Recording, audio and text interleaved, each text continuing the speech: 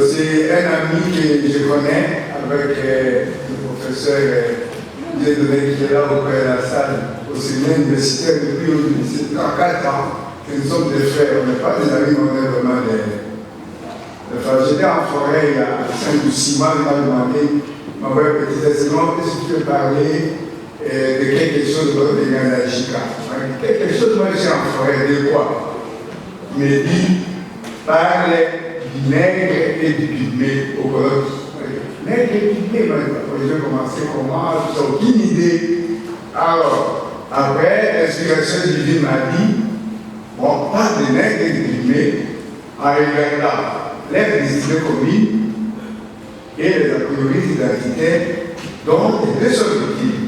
Alors, quelle est la destinée commune du pygmée et du nègre? La destinée commune, c'est ce qu'on appelle la destinée mélanique, la fraternité mélanique de la peau.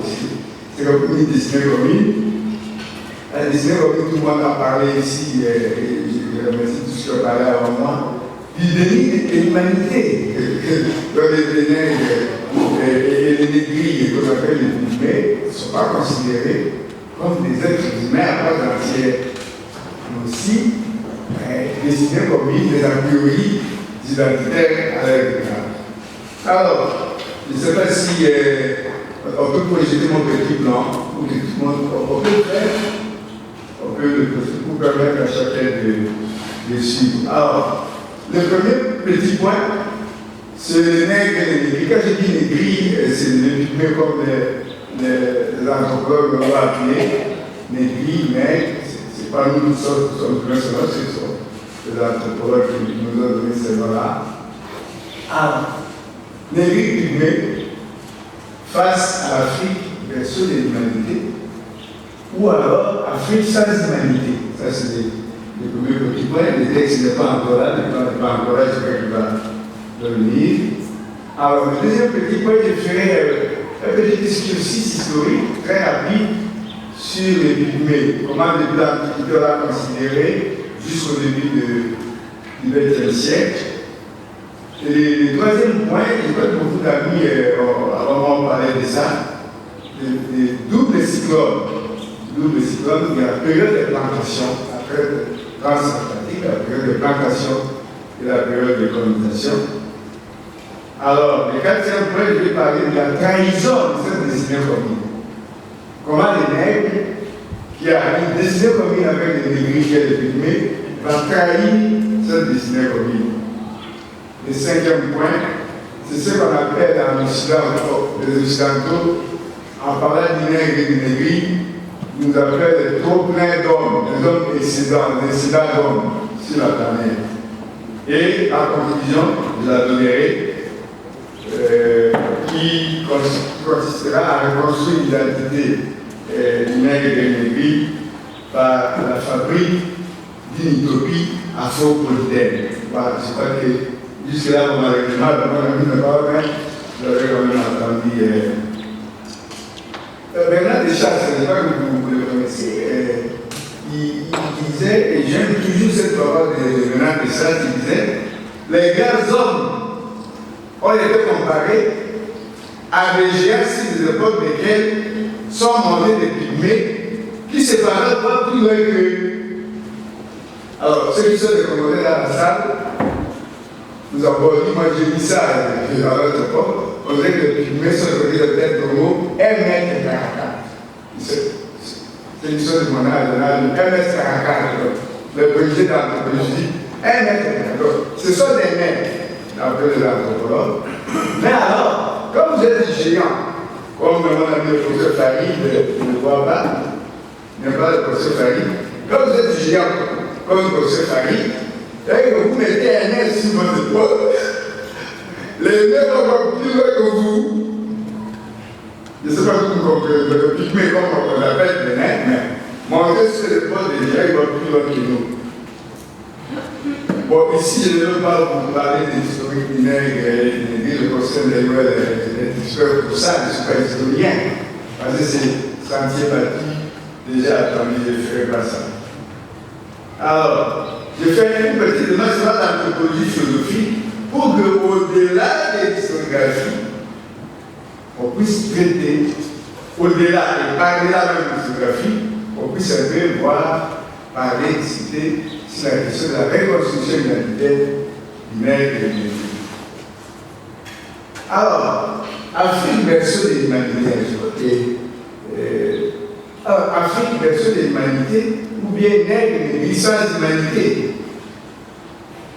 Cheikh Anta Diop a provoqué quelque chose qui a bousculé l'humanité au congrès des Caire. En cet accord, Caire, pourquoi Caire? Pourquoi Caire? Parce que vous savez qu'il s'est penché beaucoup sur les recherches à propos de l'Égypte pharaonique.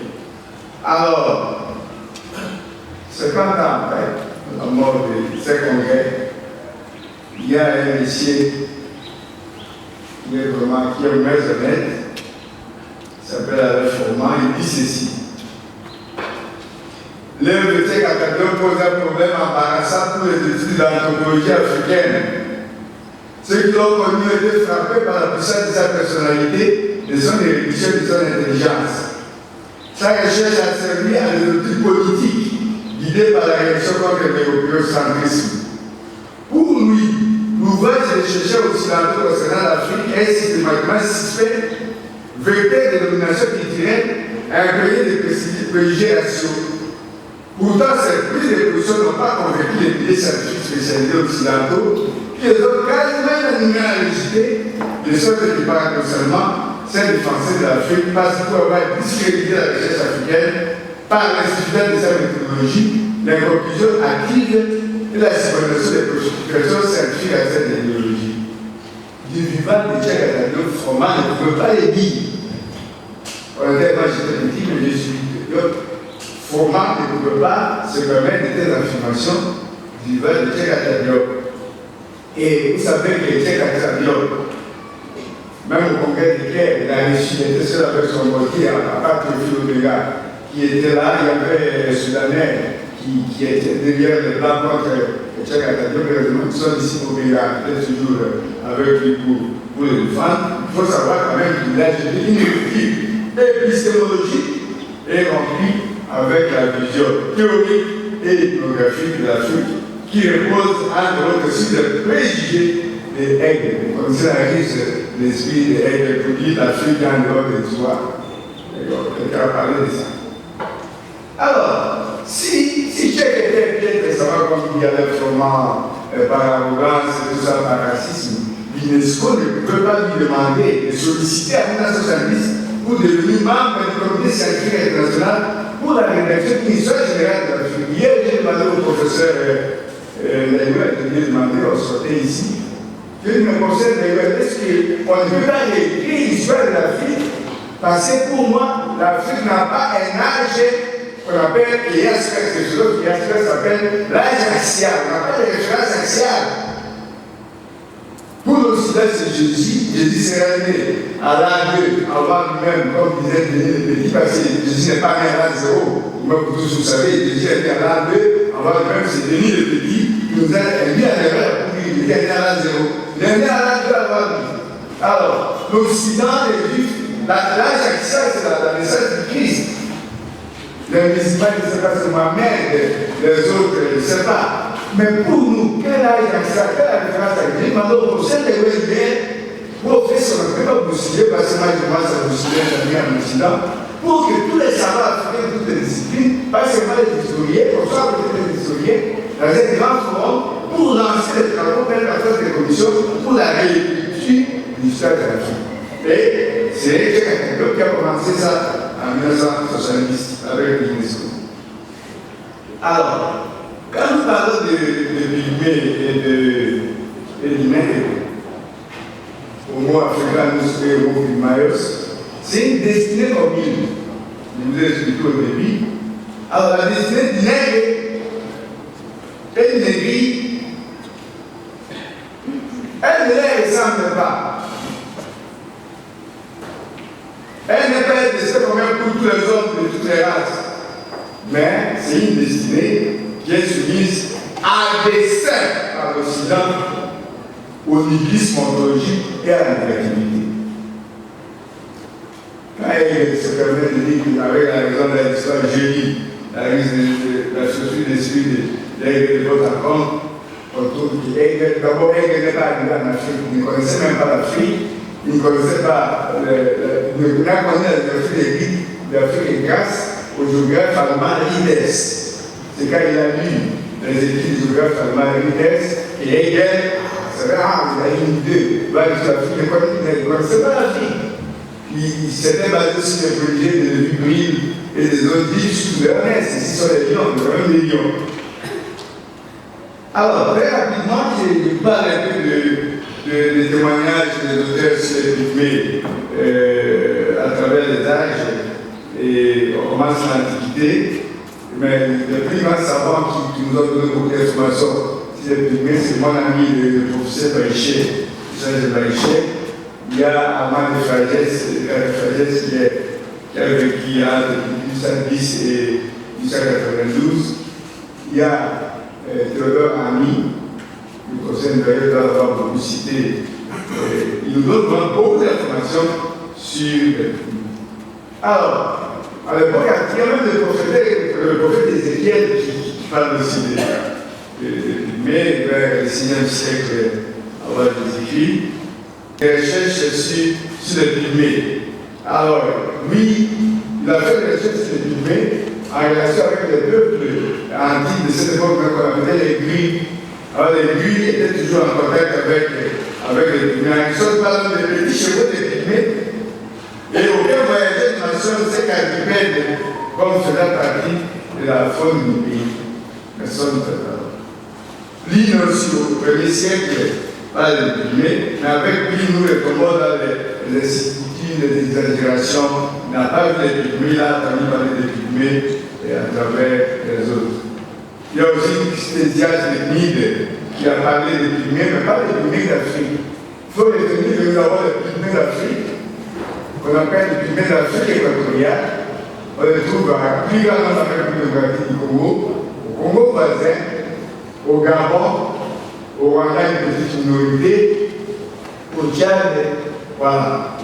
Ce sont les Pygmées d'Afrique. Alors, il y a aussi, il y a Hérodote d'Alganas qui a parlé aussi des Pygmées.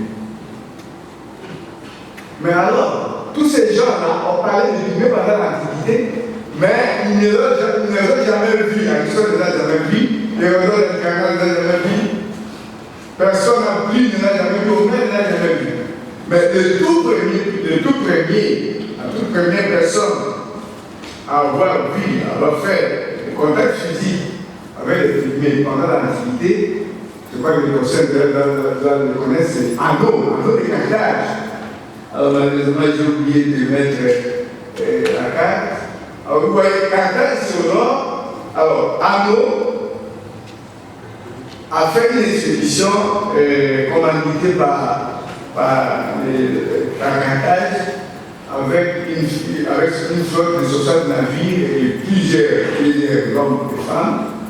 Alors il est parti de Carthage jusqu'au détroit du Gabon. Malheureusement, je n'ai pas mis ma carte là, vous allez voir, il a fait un long voyage du nord jusqu'au détroit du Gabon. Alors, dans son périple, dans son périple, Anneau arrive au Gabon. Alors, il découvre des hommes. Il découvre des hommes alors, qui avaient une physionomie difficile. Alors, il avait le problème à tout cas à distinguer si il avait découvert les gorilles, les chimpanzés ou les hommes. Alors, quand on est arrivé chez les pygmées, il s'est approché des campements des pygmées. Alors, tous les hommes ont fui, les hommes se sont enfuis. Alors, quelques femmes sont restées dans les campements. Alors, les gens de Hanon ont capturé 3 femmes, les ont tuées, les ont déplacées, et ont mené leur peau à Carthage, et leur peau sont restées dans les musées pendant très très longtemps. Voilà un peu l'Antiquité. Aristote, Pline, Hérodote, ainsi de suite, Homère, on parlait des pygmées, mais ça les avoir vu, mais la personne qui a fait la première rencontre avec les pygmées, c'est Hanon, nom de Carthage. Alors, pour qu'il y ait l'Antiquité à l'époque médiévale, là, on commence les colibets philosophico-théologiques sur l'ontologie simiesque des pygmées. Les pères de l'Église commencent un débat philosophique, ce qu'on appelle les disputationes, débat philosophique d'idées universitaires, sur l'ontologie simiesque.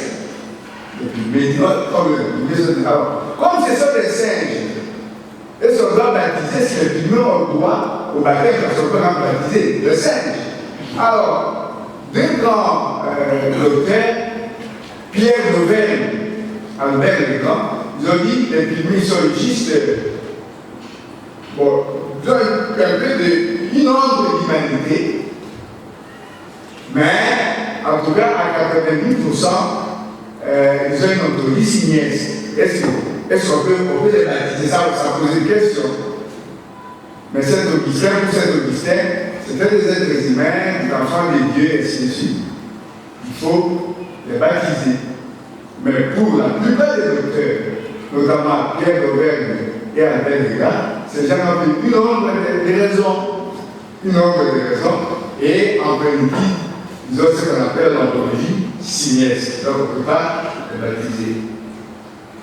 Alors, le premier contact, ça c'est vraiment l'Antiquité du Moyen-Âge, et puis on tombe de l'Antiquité du Moyen-Âge, on tombe jusqu'à l'époque d'abord, sauf l'époque moderne, parce qu'il n'y a pas eu de contact, on tombe à l'époque moderne. Et on dit la première personne qui a vu, qui a fait le contact social de l'UE, je ne sais pas si on fait personne de l'Estérien ni souvient, la première personne qui a fait le contact physique avec les pygmées, c'est André Batet. André Batet, c'est un Anglais, celui qui a fait le contact avec les pygmées. Il était commissionnaire pour la chaîne d'esclaves pour le Portugal. À un moment donné, il a eu 100 000 escroquer l'argent. Et il s'est retrouvé après rentrer au Portugal.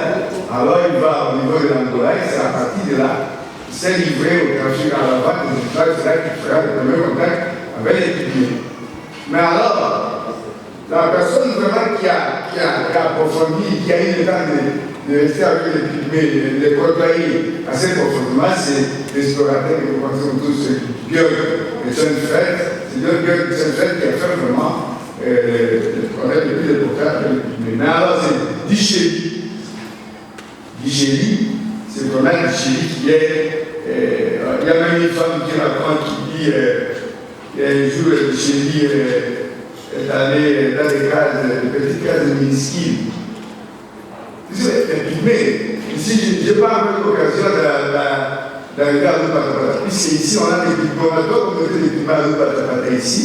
Mais en Libélé, là, qui est Libélé et Loupatapata, il y a beaucoup de pygmées. Je ne connais pas comment c'est caractérisé les campements. Mais les effets du tout, les campements, c'est le nid de colibris. Pour ceux qui ont vu les colibris en certainement frais, dans les petits. Alors, Dichely s'est approché de cette petite case de là. Alors, tous les hommes se sont enfuis. Là, je vais trois vieilles femmes. Alors, qui sont moqués des hommes qui se sont enfuis, en disant Je remercie ces conseils Foucault. Même pour rire, quand on fait des échanges sur WhatsApp, les gens disent oh waouh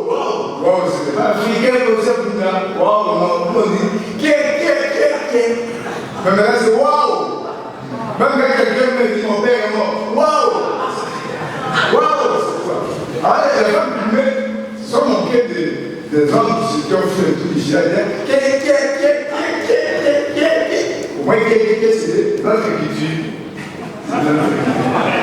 Voilà. Alors, vous connaissez Harry Marcos Salé, qui avait la mission de New York, des deux journaux américains, et l'autre journal, qui a circulé partout, surtout à l'est du Congo. On l'a appelé Baba Mabouti, parce qu'en Swahili, c'est-à-dire les pères épimés, parce qu'il est même pour épimés. Mais un jour, pendant qu'il passait, parce que quand ça allait passer, c'était avec des grands escortes, des munitions, des tambours, avec des colonnes d'hommes. Alors, un jour, il est arrivé à Avakoubi, je ne sais pas si vous connaissez la province, ancienne province orientale, ici, c'est à Ituri, c'est la frontière, les ponts Avakoubi, la frontière entre Ituri et aujourd'hui à Chopo. Et il semble que les pygmées ont ravi toutes les munitions de troupes des Salés. Là, il a fallu 2 jours pour les troupes des Salés puissent reprendre leurs munitions. Alors, enfin, pour cette époque-là, il y a un personnage qui m'était connu, Otabenga. Otabenga serait de Kassai, de Chikapamora, en train de faire des recherches pour savoir d'où, peut-être là, nous sommes au début de Otabenga, la 1883, 2 ans avant la conférence nationale de Berlin, a été emporté, et c'est aujourd'hui ce qu'on appelle la légende, le personnage légendaire de la Ligue pour l'émancipation des publics sur Otabenga. Il a été emmené par son ami Samuel Werner aux États-Unis. Il est arrivé là-bas. Alors Samuel Werner a dit qu'on peut rentrer au Congo pour trouver encore d'autres publics comme ça. On va avoir beaucoup d'argent. Le Sud-Là, pris plaisir, ils sont rentrés. On passe 6 publics, ils rentrent avec aux États-Unis. Mais Otabenga, malheureusement, son ami la Malone, il a été disposé aux eaux des banques aux États-Unis pendant 50 jours. Là, à côté d'un orang-outan, on avait taillé ses dents. Chaque jour, de fous nombreuses venaient pour contempler les dents d'Otabenga qui ressemblaient à celles de orang-outan. Mais malheureusement, après quelques temps, quand la Première Guerre mondiale a commencé, Otabenga a désespéré qu'il ne veut plus rentrer au Congo. Il s'est donné la mort. Aujourd'hui, aux États-Unis, si tu as l'État de Virginia, Otabenga, c'est une personnalité très très connue. Et nous sommes en train de discuter avec le président Tshisekedi pour rapatrier avec beaucoup d'honneur le corps d'Otabenga au niveau du Congo. On travaille avec l'Université de l'Est. Voilà. Maintenant, d'où les cyclones et les fragilités sur le corps de l'Éternel. La ligne fragile, c'est très caché. Quand on met un prêtre, on met la fragile, on met le cachet. Un ennemi. Alors, maintenant, les doutes des cyclones qui tombent sur les nègres et sur son frère ennemi de Pygmée, c'est la période de plantation et la période de la colonisation. Pendant cette période-là, les corps du nègre et de l'ennemi ont été maîtris, ont subi des fragilités de toutes sortes. Et pendant cette période-là, nous pouvons dire que les pygmées et les nègres ont subi cette double fracture de la colonisation et de la traite transatlantique. Et jusqu'aujourd'hui, avec toutes les conférences qui m'ont précédé, je ne pense pas que les plaies, que les nègres, que les nègres ont subi avec la colonisation des plantations, et ces plaies sont pensées aujourd'hui, ces plaies ne sont pas encore aujourd'hui pensées. Alors, ici, on peut parler comme Jean-Paul Sartre de la réunification du noir, mais quelqu'un a parlé avant, je ne me rappelle plus, mais plusieurs années après l'indépendance, après la colonisation, nous assistons à une auto-sédant d'hommes. C'est comme ça qu'ils nous appellent. Et c'est dans planétaire. On fait la mathématique, ce qu'on appelle la mathématique mathématique de la population. On dit, mais s'il n'y a pas de moyen, c'est pourquoi on fabrique des Covid pour exterminer l'Afrique. On n'a pas de Covid au Congo, nous prenons Mongolia, nous prenons, moi, à Bruxelles, je prenais le bout de là, ma tête soit bout de Mongolia, tout ça, le Covid de 10 personnes au Congo, ils échouent. Mais jusque-là, le calcul de l'Occident, pour faire la mathématique de la population africaine, continue. La Chine elle-même, elle vit 4 milliards d'hommes. On ne parle pas trop plein d'hommes. Elle vit 4 milliards d'hommes. On n'en parle pas. L'Afrique, c'est 45 pays. Elle vit 4 milliards aussi. Donc, tout un pays, elle vit 4 milliards. On ne parle pas de trop plein d'hommes. Elle vit 4 milliards. Mais les Africains ensemble, elle vit 4 milliards. Ce sont des trop pleins planétaires, des trop pleins d'hommes. C'est pourquoi je dis non. Pygmées et Bantous, Africains sont des frères. Ce que nous devons faire, c'est comme une recommandation philosophique pour commencer à chiner la Turquie. C'est pour maintenant je termine. À chiner la Turquie, c'est que fait la philosophie avec des noms de délais, ils connaissent vraiment Achille qui est grand poète grec, et la Turquie qui termine, mon cher ami, et qui dit même une fois que c'est pas un problème qui termine bientôt. Il dit, je sais déjà.